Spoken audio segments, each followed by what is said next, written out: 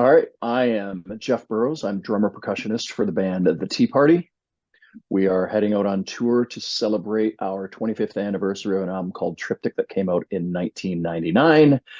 Our bass player, keyboard player, multi-instrumentalist Stuart Chatwood, aka Chats, um, is ready and anxious to get out there. And then, of course, Australia's adopted son, Jeff the Cat Martin, is he's we can't find him today, but that's okay. He's You MIA. got your yeah, you're somebody in Australia has kidnapped the singer. As we do. So you're stuck with the drummer, and I'm sorry, but hey, you get all the dirt this way, so it's good. Mate, always a pleasure to talk to the drummer, mate. How's he going today, Jeff? Today has been really good. I had a weird sleep last night, and I think it's finally hitting me that, we're getting to go back to our second home. It's been 5 years, or a little bit more, and honestly, I'm just chuffed. And I honestly could not get to sleep until about 3:30 last night, and I'm thinking I got so much to do today. So I'm a little tired, but I'm all jazzed up because I get to talk to the likes of yourself, so it's good. Very sweet of you, mate. Very nice to say. So, as you mentioned, the Tea Party returned to Australia for the Triptych 25 tour this June for run of shows starting in Perth on June 16th. Then you go through Adelaide, Melbourne, Sydney, and Wollongong and finish in Brisbane on June the 25th. That's a bit far away, mate, I know. So have you got any shows between now and then to warm up, or are you just coming in here? No, we're each so with this tour, it's not like a top to tail sort of album sequence show. We're gonna play eight or nine, including some of the deeper cuts that we've never even played before, mixed with some other B-sides and deeper cuts, and of course some of the hits. But we've got still what, a month and a half or 2 months still to rehearse on our own, which is great, and which I've started. And we have a 5 days worth of production in Australia when Stuart and I get there, I believe on the 7th or so. And then, yeah, and we've got a couple days for writing as well because we've got ideas that we've started working on. So everyone's pretty happy. Plans are set in place. Marketing's in motion. You know the deal. All the fun stuff. Yeah, yeah, absolutely. You mentioned before that it'll be your first time out here in 5 years, so you haven't been to Australia since 2019. So what's changed with the Tea Party between then and now?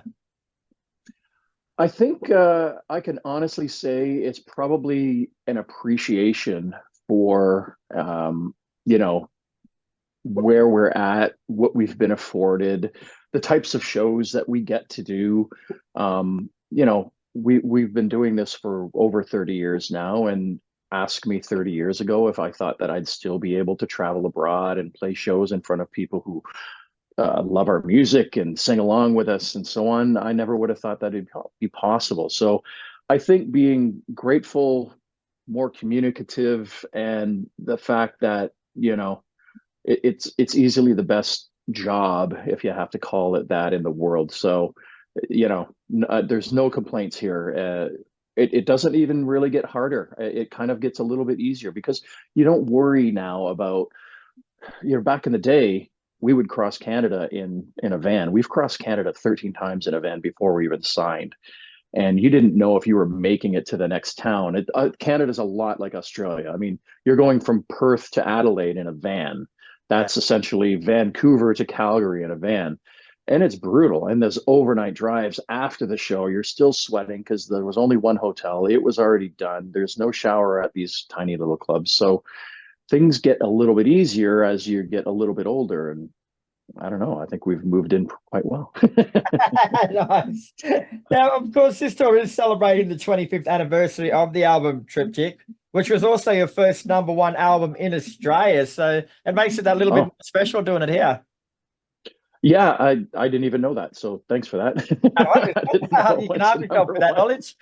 I didn't know we had a number one. But I mean, we could say that about Triptych in Australia, but Australia has always been, honestly, at some points better than home country because, it's just such a wild, like when we tour in Canada, if we have a crazy wild night, it's always like, that was so Australian. Couldn't believe that. You know what I mean? Like Edmonton, Montreal. There's a few places in Canada that it's just like, holy shit, that was so Melbourne, or that was so Adelaide, you know. So we're very much looking forward to it. It's going to be such a jam. I can't wait, man. It's going to be great.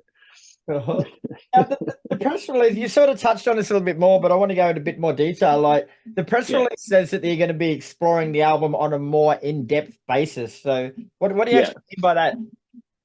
Well, there's some songs that we haven't even performed live, and to be able, now that I've started rehearsing for this specifically, it's not like it's difficult to relearn it or anything like that, but it's just it wakes up the muscle memory of these songs that, I mean, some got half written in studio, some were mostly written, some were changed in studio. I mean, just like every other band.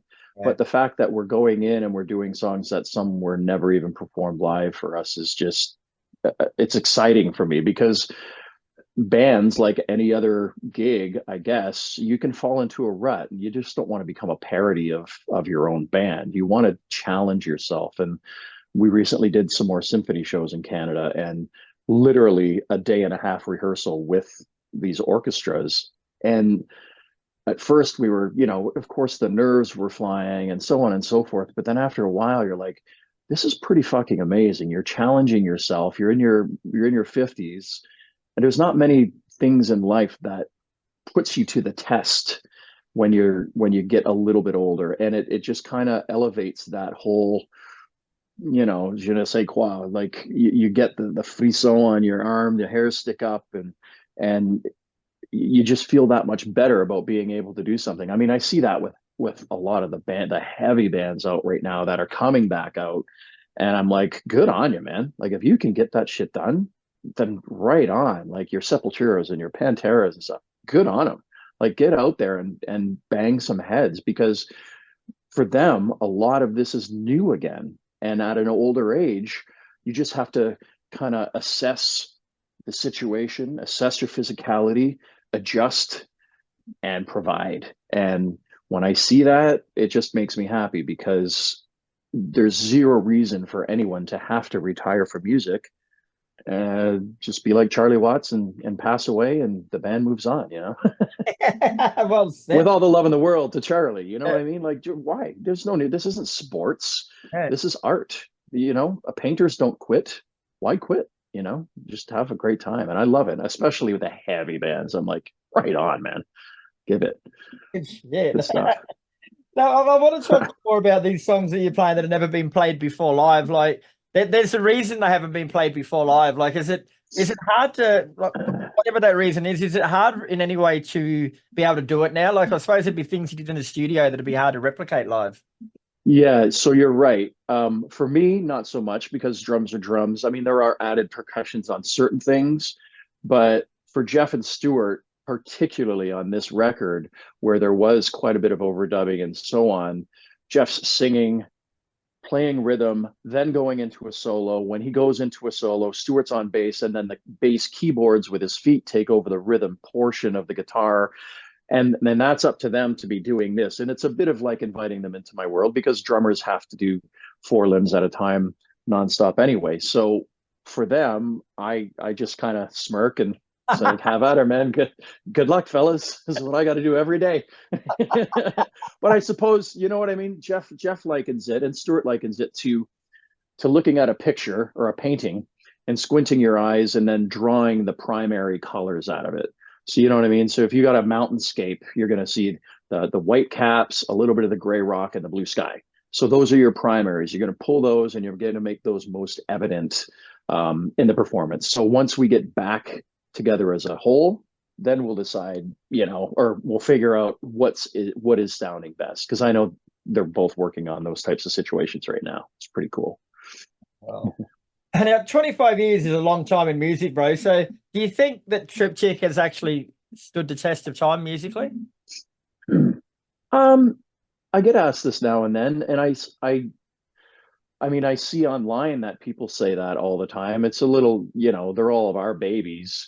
But I don't think there's not too much on any of our records that stand out as being like some of the great albums in the 80s, for example, have the craziest, most off the wall keyboard sounds. And you're just like, ooh, God, no. You know what I mean? It's just like, no, no. So we don't have anything like that because, we'd always chose to use traditional instruments, whether they're from the West or the East. And when we did do more of an electronic style record, we were using, old cards and loading up sounds and so on. So it wasn't very um, to the time of the recording. You know what I mean? Like we don't use the latest and the greatest. We never have. We just use the tried, tested, and true um, uh, techniques in recording. We try to do the drums always on 2-inch tape, et cetera, et cetera. And then from there we just go on. So it's always going to sound sonically very nice, and I don't think it really ages all that much. I mean, maybe the first album, Splendor Solus, aged a little bit, but I'd be interested to hear what that sounds like remastered very well. How about personally? Like that was half a lifetime ago.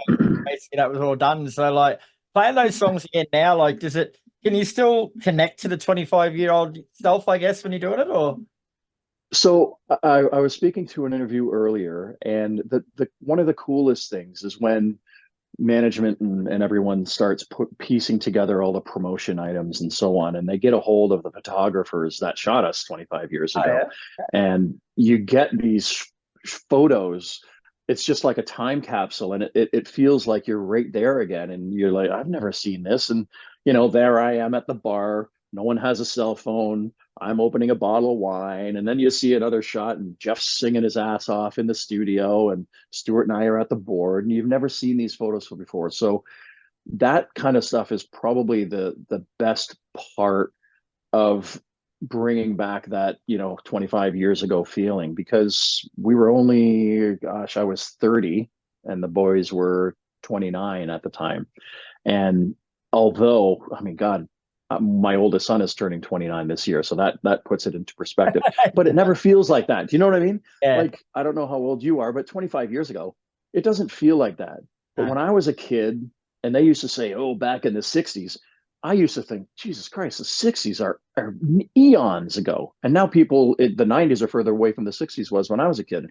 And it doesn't feel that long ago at all. So I don't know what's happened to society, but it's pretty cool being able to, you know, pull out this piece of music and to perform it again, just like it was intended to be when we first released it. There's something special about that, because, I just don't want to be a band that writes this and tours the album and so on. If you've got a collection, much like a visual art collection that goes on tour and people go to enjoy it because they have certain memories of that song, they were in high school, their first kiss, their wedding song, a funeral song for a relative, all of that stuff plays such an important part in it.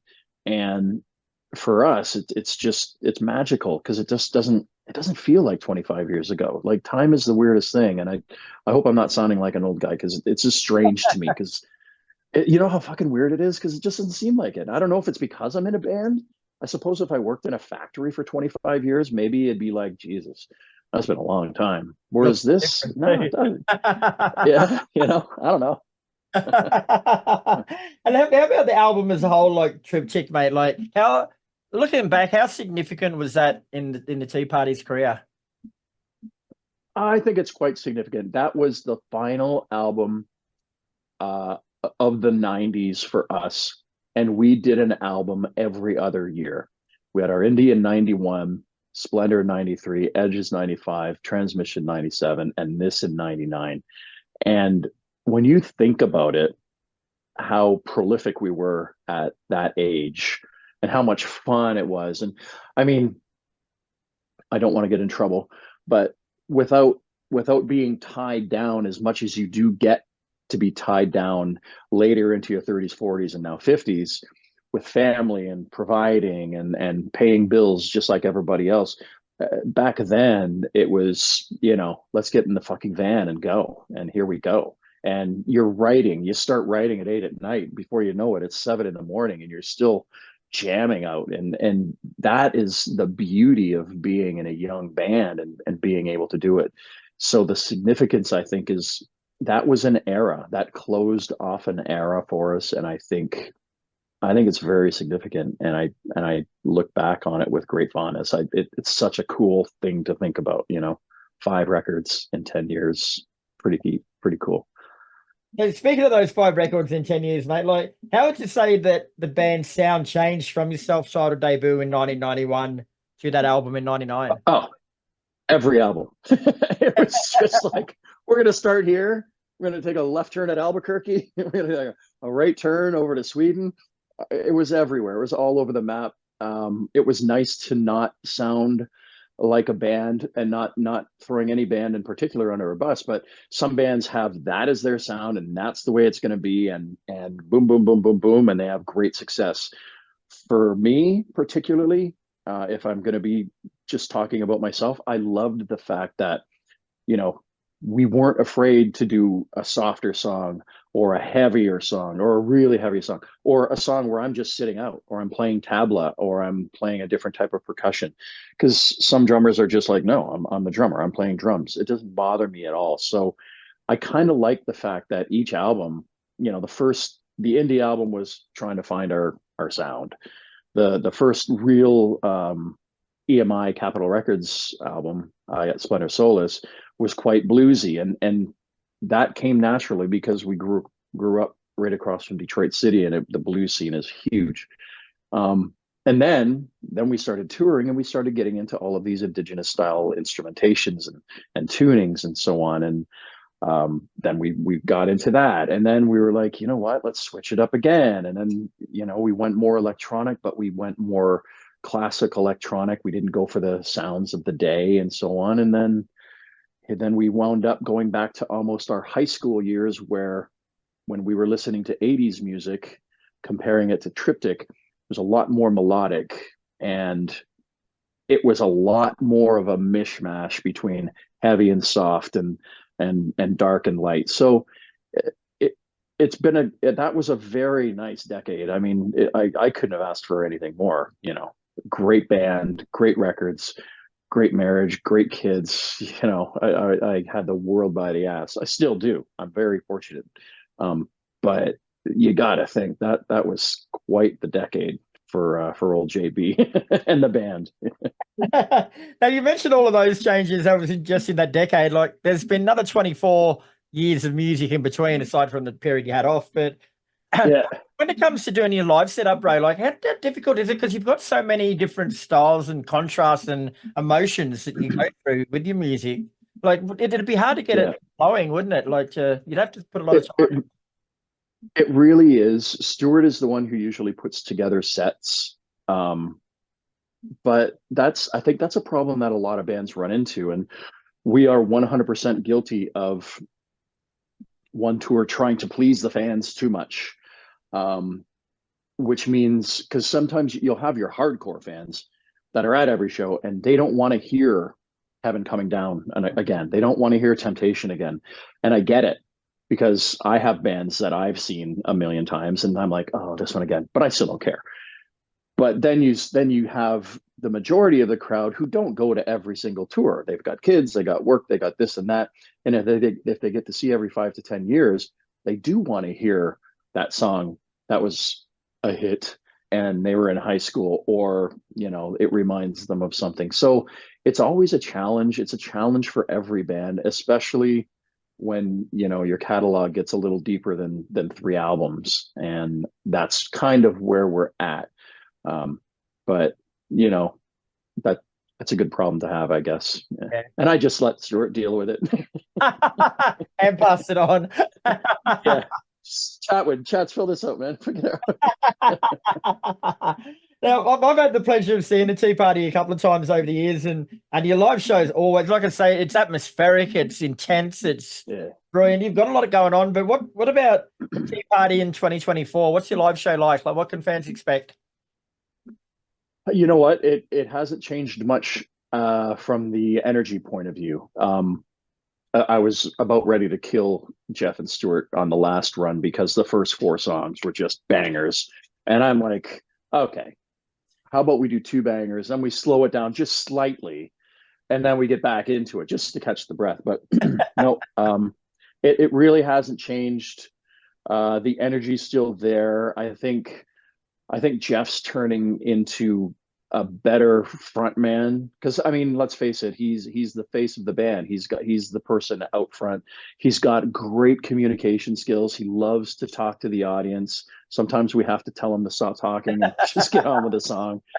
But you know what I mean? He's got this great dynamic between crowd and communion between the band and the audience. And so the energy level is still there.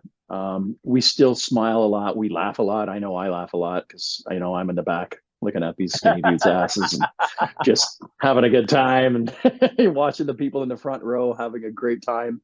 So I don't think the energy's gone. I think we've learned how to, take it on a bit of a journey throughout the night, embrace those slower parts, bring it down, let everybody breathe so that they can get back into it. And then once they've just settled down and they're all chill, you hammer them over the head with a big one again. So it's kind of cool. You kind of grow into that role of, orchestrator and the person leading the orchestra. Conductor. Conductor. All right, mate. Well, that's all I've got for you today. Thanks very much for your time. It's been an absolute pleasure getting to know you more, bro. And I'll be at the Brisbane show, so hopefully I'll make the front row. You're going to be in Brisbane?